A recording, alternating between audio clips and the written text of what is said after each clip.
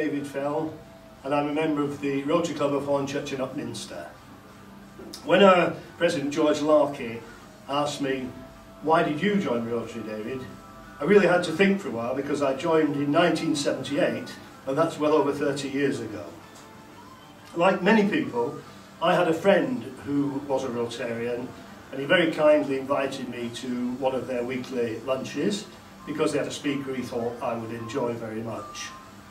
I duly went and had a thoroughly nice meal, great company, and the speaker was excellent. He was talking about fishing, something that I was particularly interested in. But I came away from that meeting with a lot of knowledge about Rotary, and I want to share a few with you. The structure of Rotary at individual club level only allows one person from each profession into the club. So you'll have, for example, a doctor, a dentist, a pharmacist, a lawyer. And I thought to myself, what a good idea, because it stops these small groups forming, little cliques, people sitting in the corner talking shop. And it also makes you talk to a wide variety of people from different professions from your own. And I thought that was excellent. The second thing I learned was about the objectives of Rotary. And really, the objectives of Rotary are to put something back into the community that supports our businesses and supports our professions, to actually give something back to that community. And the key to that, of course, is fundraising. And in my club, we have all sorts of activities, diverse activities for fundraising. We do a sponsored walk, we hold quiz nights, we have bowls competitions, and a variety of different ways of making funds. You may well have heard us going around the streets at Christmas with our Christmas carol float and taking it up. Or you may even have seen us outside the supermarket shaking our cans. So what do we do with all this money that we raise? Well, as I said, we try to put it back into the local community. And in Hornchurch in Upminster, we support very strongly the St. Francis Hospice. We support a wonderful charity, the Little Havens Children's Hospice.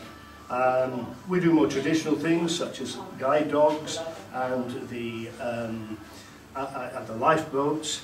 But we have a very unique charity at Christmas where we put on a sumptuous dinner for the widows and single elderly people who live in our community. And it's great fun. We act as chauffeurs, we pick them up, we drive them home, we make sure they're home safely, and then we act as waiters waiting on the table. And I must say, with varying degrees of professionalism, but we act as the waiters serving them on table. And they have a wonderful time, and we have a wonderful time. And of course, many of these people rarely get out socially, so it's a huge bonus for everybody. We also have an international dimension to our Rotary Club, and this year our main focus has been on the global eradication of polio. And I'm delighted to tell you that polio has been eradicated in India, and that is no mean achievement.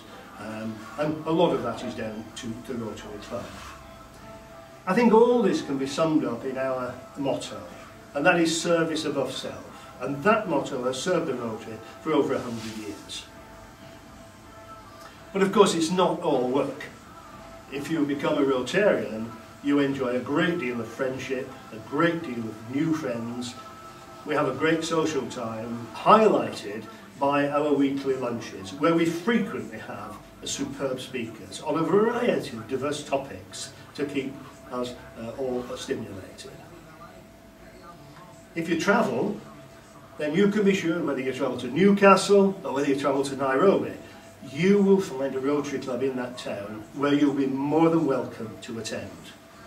I spent many years working overseas, and I was always assured whichever country I went to, I would have 30 or 40 ready-made friends who would not only look after me socially, but if I had any problems in that area, then they would help me to solve them. And that was one of the great benefits.